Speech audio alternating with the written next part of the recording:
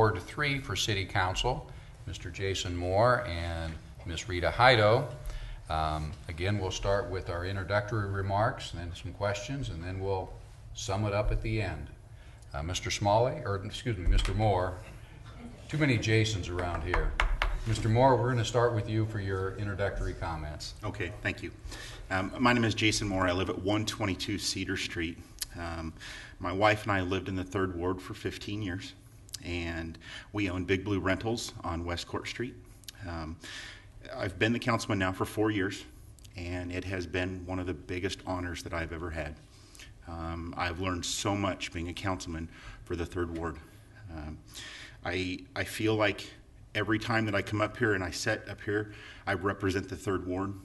I really strive to do my best and help out with everybody who has an issue, and I really think I do a good job in representing them. The last 4 years, I've worked pretty hard, got an ordinance passed, helped with an ordinance for keeping sex offenders away from city parks and schools and daycares, and tried to keeping alcohol out of the parks, and I've voted many times against utility rate increases. I hope that everybody will see fit to consider me in November. Thank you, Mr. Moore. Mrs. Heido, your opening remarks. Oh, I'm Rita Heido. I live at 208 Sherman. I have been here in Beatrice for 36 years. My husband, John, and I bought a business here, Lamel Plumbing, and it was a family business when we bought it. It still is a family business. Our children, Dana, Todd, and my daughter-in-law, Sonny, work with us. Got a couple of grandkids, Tessa and Trent. I'm also a sister, an aunt, a niece, a friend. I'm a neighbor. I'm a caregiver. And most importantly, I'm a volunteer. And I feel very strongly about giving back to a community that has given us so much, a great place to raise our family. I need your vote by November 6th, on November 6th. I would like to make a difference. I think one of the most important things as a city councilman you can do is listen to people and then reflect what you're hearing. And we are the face of Beatrice for a lot of people. So I do think that is very important. I'm a great listener. I've been on planning and zoning for 15 years. I'm currently on the Beatrice Humane Society board. I spent 2 terms on the Chamber of Commerce board. I know how to work with budgets. I know how to work with people. I know how to compromise. And I think I would be a great city councilman. So again, please vote for me by November 6th. Thank you. Thank you. Mrs. Heido, and you get the first question. What is your number 1 priority program or project, and how would you pay for it? If this was a perfect world and the budget didn't look the way the budget does right now, I would like to see the highway moved through downtown. And I would like to see that bypass. I think it would really improve our downtown. It would give us the opportunity to revitalize downtown. I think it would get those doggone smelly trucks off of the main street and backing up the traffic at the traffic lights. I think it would stop that intersection on 6th and Court Street from people backing up because there's a truck turning on it. So that would be a great thing. I don't think right now we can afford to do that. But in a perfect world, that would be my wish. Thank you, Mrs. Heido. Mr. Moore, what would be your number 1 priority program or project, and how would you find the funding for it? Okay. I look at downtown and I see open businesses and open windows, and I look at it and I think, when a business comes through or somebody comes through town and they look at Beatrice and they think, maybe this is a place for us to settle down, and they see open windows and it may set a bad impression of Beatrice for having so many businesses open downtown. What I would like to see is the city use LB 840 funds, which are funds set up for economic development. I would like to see buildings downtown, dilapidated structures or negligent owners be approached and buildings be bought. LB 840 funds be used to renovate the buildings, fix them up, get them with clean walls, get them looking nice from the outside, and sell the buildings. I think that this is something that we can do to sell the money, take the money back into our LB 840 funds. And if we can do this, even if we can do a few here and there, it's something that we can do to set a good image of downtown Beatrice.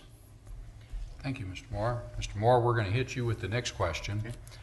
Economic development is always, or it seems to always be, a topic of discussion and debate with the city.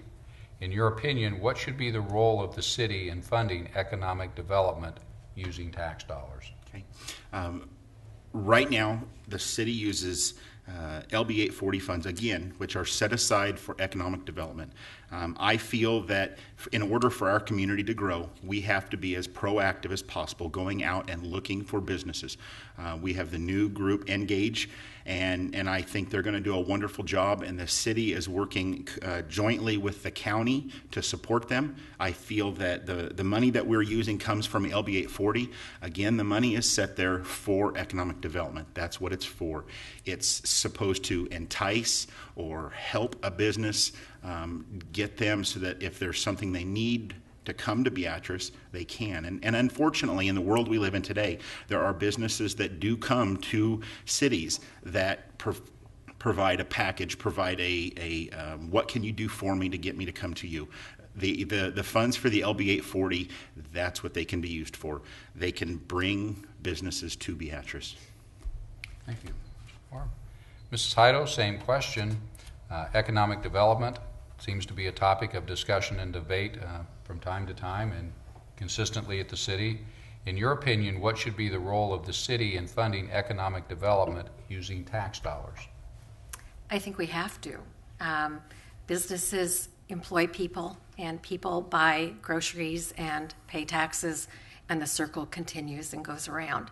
So I think it's very important for the city to use those funds that are set up by the state and perhaps create some of their own, use some of the community groups around town like the Chamber of Commerce, and develop a really strong program to attract people here using our great community background, schools, churches, small town living, and use those tax dollars very wisely and grow our town. Thank you, Ms. Heido, and you get this question first. Would you address the appropriateness and or safeguards for a council member to do business with the city of Beatrice? And would you do business with the city if elected? Yeah, to answer the second part first, that seems to be the easiest.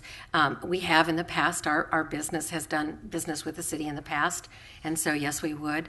I do think there should be a policy. There should be something laid down so that absolutely bids are done blindly and without any special knowledge or a help up from insider information. I do think it's very important that there is no question of impropriety, so that I do think that there are maybe some more jobs and things that are done by council members that should be bid maybe a little more and definitely be open. And I think if we put that policy in place, I would have no problem with the city councilman or the mayor doing business with the town. Thank you, Ms. Heido. Mr. Moore, the same question. Would you address the appropriateness and or safeguards for a council member to do business with the city of Beatrice?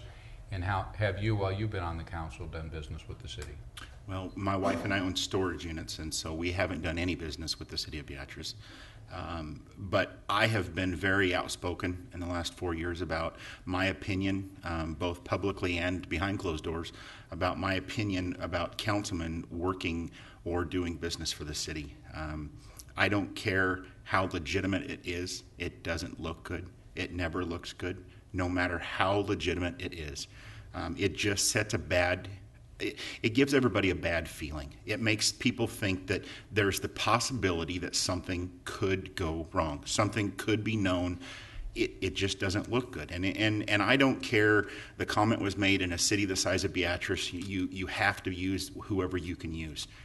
I don't feel that way, not when, no matter how honest the bids are, no matter how honest the work is done, in my opinion, it just doesn't set right. Thank you, Mr. Moore. Let's see here. Let's hit this question. And Mr. Moore, you get to start with this one.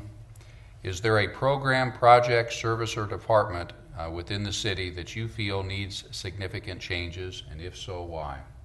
Well, I don't know if it needs significant changes. But one thing that I would like the opportunity to look at and see if there's a cost savings there is I would like to take a chance and see what merging our water department and our sewer department together would be like. I think the cost, the benefits would be we would be down to one superintendent, and whether we lose that by attrition or however it needs to happen, it's something to look at. We have two departments that could be put together, and I think it's something worth looking at. It would save us some funds. It would work.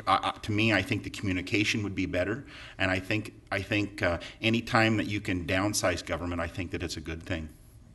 Thank you, Mr. Moore. Mrs. Heido, the same question. Is there a program, project, service, or department within the city that you feel needs significant changes, and if so, why? No. And why? Significant is the key word. I think they all need tweaking. We all need changes. We all need updating, and city is no different. There's constant changes and upgrades. Personnel come and go. People retire. Services have to be added. Services drop off. And so I think it changes all the time. But is it significant? I don't believe so. I think it's minor things that happen all the time, and I don't believe there are any huge, drastic things that need to be changed. Thank you, Mrs. Heido. And we're out of time, and we've hit the questions that some of them that we hadn't covered and some of them we had. So let's go to our closing comments or remarks. And Mrs. Heido, you get to go first. Folks, I am running on a very tight budget. I have decided that if I couldn't be careful with my money, how could you trust me to be careful with yours? So you won't see yard signs up and down the street, but I do realize that signs are important. I remember reading that somewhere. So here is my cockeyed idea. When you see a stop sign, please stop. But after you stop, you think, vote Rita Heido. And now pass that on, and you tell other people. So they're all over town. They're already paid for. I don't have to take them down when this is all done. And when you see a stop sign, hopefully now, after hearing this, you're going to think, vote Rita Heido. And then by being careful with my dollars, hopefully you'll think I will be careful with your dollars, and you will give me that vote by November 6th. I would like to make a difference. I'm a good listener. I'm a good compromise person, and I would appreciate your vote. Thank you. Thank you, Mrs. Heido. Mr. Moore, your closing remarks. Well, over the last month, I've walked the ward, and I did it 4 years ago. I knocked on just about everybody's door. I explained who I was and what I was doing. I started a month ago, and I'm about 90% done from walking the ward again. I've found a lot of people that have been very, very receptive, and they know that when what they get with me is somebody who doesn't just go with the flow. I ask why. When I think something's wrong, I make a point to point it out. I want to know why things happen, and I think that I'm a very reliable person. I get a lot of phone calls from people, and they have an issue or they have a question. I work with them, go to the city administrator, and no matter what it is, I get back to them, and hopefully we can solve their problem, and hopefully between myself and the citizen, we've really worked well together. I've been proud to be your councilman, and I would appreciate your consideration on November 6th. Thank you, Mr. Moore, and Mrs. Heido, thank you for coming tonight and putting up with me and some of the, I realize some of them were pointed questions. Again, we're going to take another couple-minute break. We have one more ward of 2 candidates, and once again, if you don't vote, you don't get a voice, so please go out and vote.